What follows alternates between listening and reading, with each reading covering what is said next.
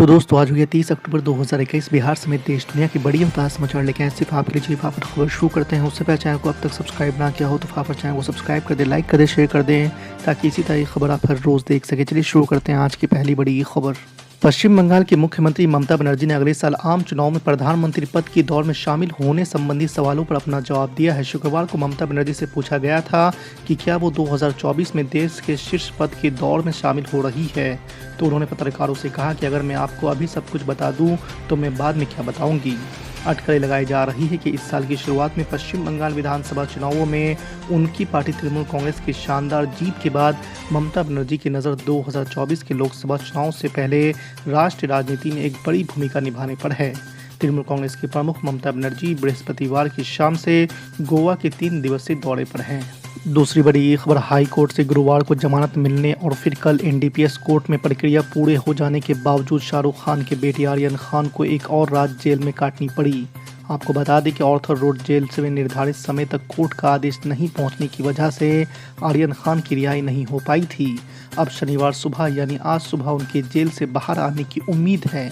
आपको बता दें कि क्रूज ड्रग्स केस में गिरफ्तार आर्यन खान को मुंबई हाई कोर्ट से जमानत मिलने के बाद उनके वकीलों ने जमानतदार जूही चावला के साथ एनडीपीएस कोर्ट में औपचारिकताएं पूरी की। इसके बाद विशेष अदालत ने रिहाई के दस्तावेज जारी किए थे। तीसरी बड़ी खबर, बॉर्डर पर आतंकवाद को लेकर भारत ने पाकिस्तान से कहा है कि अगर जरूरत पड़ी तो हम बॉर्डर के उस तरफ भी आतंकवाद के खिलाफ एक्शन लेंगे। आपको बता दें कि शुक्रवार को देश के रक्षा मंत्री ने इस बात की जानकारी देते हुए बताया कि भारत ने पाकिस्तान से साफ साफ कहा है कि आतंकवादियों के खिलाफ कार्रवाई न सिर्फ सीमा के इस तरफ की जाएगी बल्कि अगर ज़रूरत पड़ी तो बॉर्डर के उस तरफ भी यानी पाकिस्तान की सीमा में बैठे आतंकवादियों पर भी एक्शन लिया जाएगा। चौथी बड़ी खबर, टिकरी बॉर्डर के बाद अब दिल्ली पुलिस ने करीब 11 महीने बाद शुक्रवार को गाजीपुर बॉर्डर पर किसानों के धरना स्थल पर लगे बैरिकेड्स अब हटाने शुरू कर दिए हैं। एक पुलिस अधिकारी ने बताया कि सरकार की तरफ से आदेश है, इसलिए हम बैरिकेडिंग हटाकर रास्ता खोल रहे हैं। गाजीपुर बॉर्डर पर गाजियाबाद से दिल्ली जाने वाली लेन पर दिल्ली पुलिस की तरफ से की गई बैरिकेडिंग आज हटाई जा रही है। एक्सप्रेसवे पर 11 महीने से इस लेन पर बंद यातायात है। आपको बता दें कि इस दौरान गाजीपुर बॉर्डर पर डटे भारतीय किसान यूनियन के नेता राकेश टिकैत ने कहा है कि प्रधानमंत्री ने कहा था कि किसान कहीं पर भी अपनी फसल बेच सकते हैं।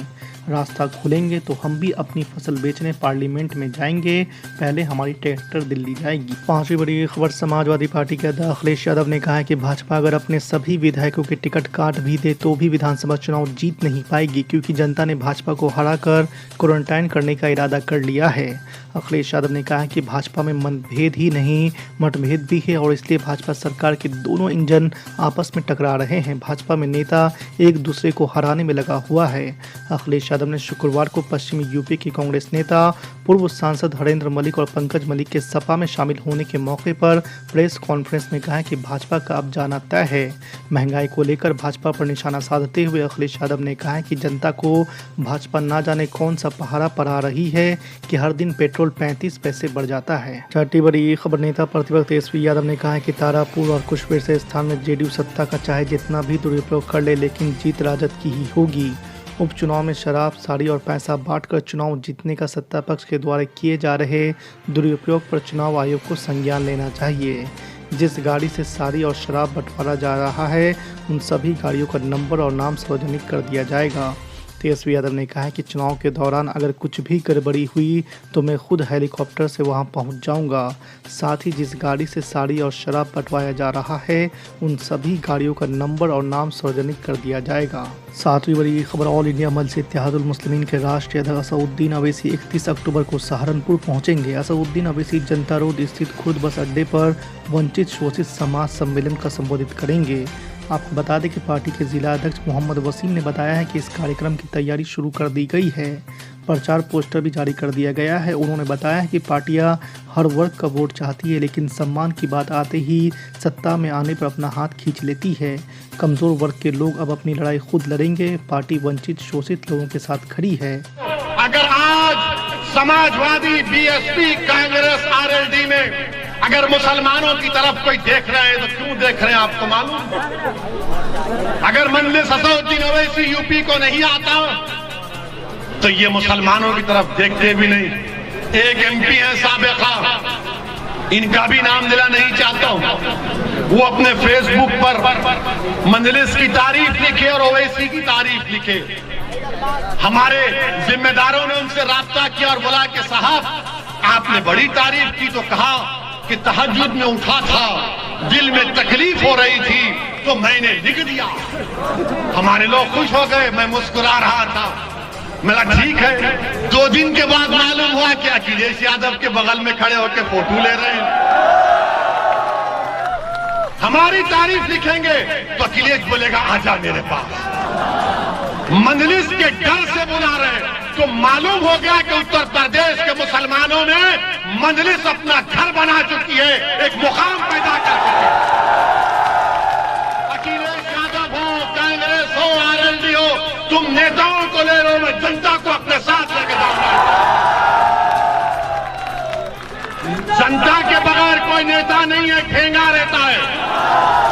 जनता है तो नेता है, अवाम है तो कायद है। अवाम कायद को बनाती है, जनता नेता को बनाती है।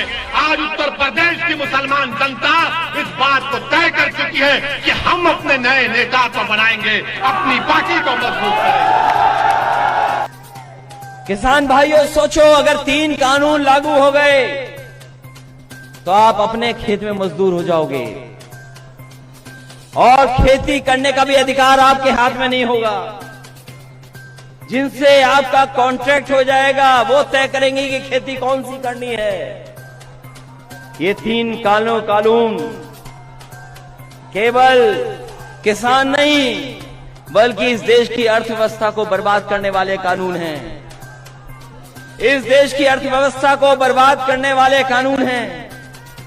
जिन किसानों ने सदियों से अपनी खेत की सेवा की हो, उस मिट्टी को पूजा हो, उस खेत में काम किया हो, उनके खेतों को छीनने की साजिश हो रही है। और कोई 1-2 किसान नहीं मरे हैं, 600 से ज्यादा किसान मारे जा चुके हैं। लेकिन बीजेपी वाले उन किसानों को याद भी नहीं कर रहे। सोचो आप, 600 से ज्यादा किसान मर गए हों। और अभी ललितपुर की घटना सुनी होगी आपने, खाद का कोई इंतजाम नहीं किसान भाइयों के लिए। अगर खाद लेने जाओगे तो खाद नहीं मिलेगी। अभी ललितपुर में किसान खड़े खड़े रह गए, 2 दिन तक खड़े रह गए किसान, नहीं खाद मिली।